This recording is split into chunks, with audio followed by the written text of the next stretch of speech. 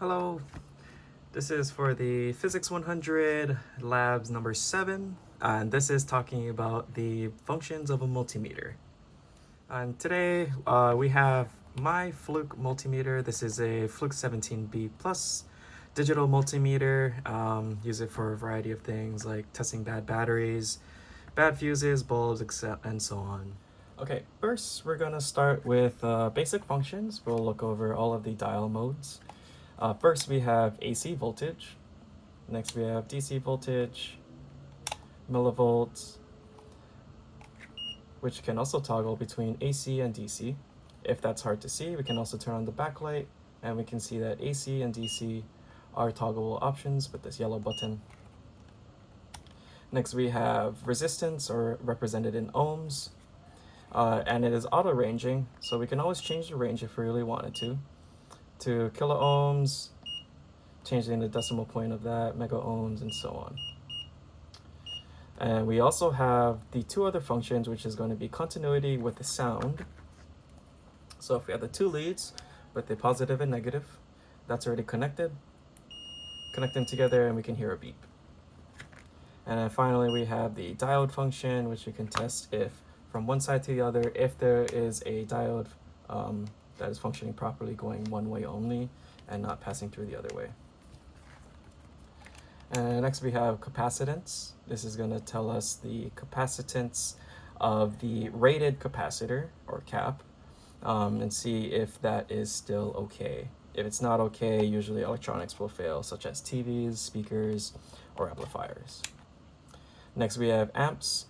This also is auto, so we can, or auto ranging, and we can have it for AC or DC. Same thing for milliamps, microamps, and finally the special, one of the special functions of this one is it has temperature. So if we had the temperature probe, we can plug this into here, measure the temperature of the air, currently 31 degrees Celsius, or just about.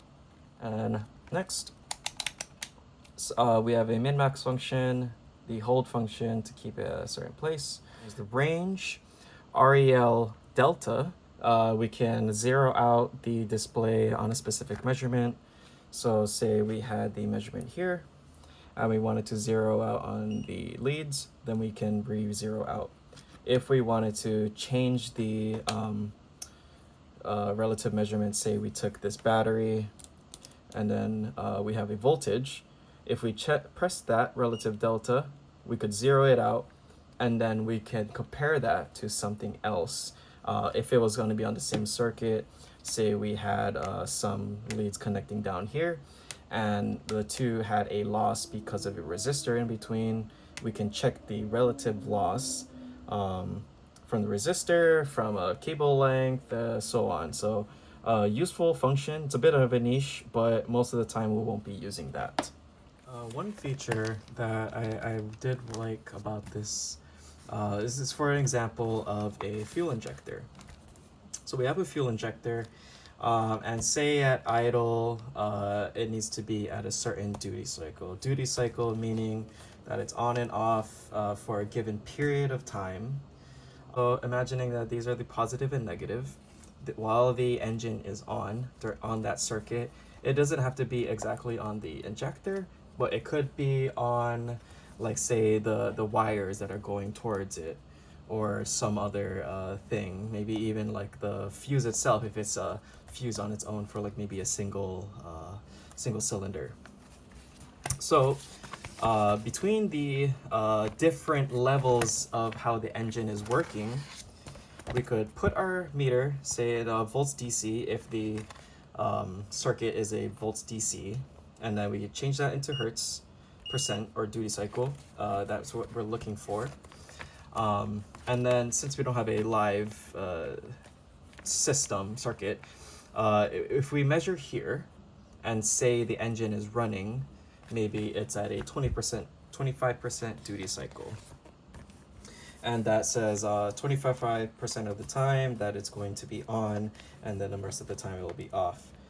And then say we're going to be driving really hard, like we're going up a hill, 75%, most of the time it will be open so that it will let fuel pass through. and then the 25% of the time will be off. And then 50% of the time, say we're going down the freeway, maybe even less, closer to 30% or something like that, it could use less fuel. And this is important when we're trying to diagnose something, because if we compare that to a data sheet, for example, and it's meant to be at a certain duty cycle, but we're reading something else when we measure it on the actual fuel injector or the component, that could point to one of the issues. Like say it's the engine is running rich, or the engine is running lean, where this is not opening at all, where the duty cycle might actually be open all the way, but there is no fuel coming. So it's one tool that we can use. While it's not going to be, nothing is going to be really definitive unless you can cross-check it with something else to confirm the issue. At least that's how my experience with diagnosing problems, especially when it comes to fueling and so on. And we can go over some of the basic functions that we could use with this multimeter. First we have volts, and we're gonna go with DC, direct current, just for a battery. Like how we were using it before, we can connect the negative and the positive to the respective terminals. So negative here, positive here. If we connect the two, this light should light up, and it should give us a voltage reading.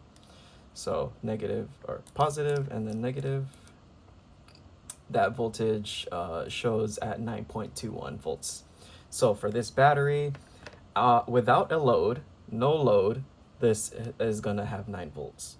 And next, we can use this for diagnosing or troubleshooting the continuity of a bulb.